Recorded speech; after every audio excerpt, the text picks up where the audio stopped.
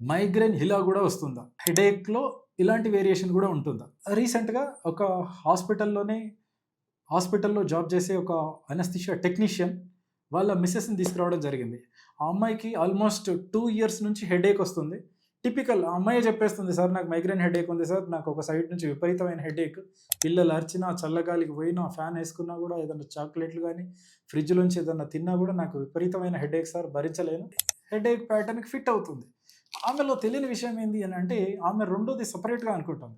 Sir headache వచ్చినప్పుడు మొత్తం పక్షవాతం అయిపోతుంది సార్. నాకు పారాలిసిస్ వస్తుంది. నాకు ఇగ బ్రెయిన్ ట్యూమర్ ఏమో బ్రెయిన్ ట్యూమర్ కోసం అని జెప్పేసి వాళ్ళు స్కానింగ్ అన్ని పట్టుకొని వచ్చేసినారు. స్ట్రెయిట్ అవే స్కాన్ అయితే అవసరం లేదు.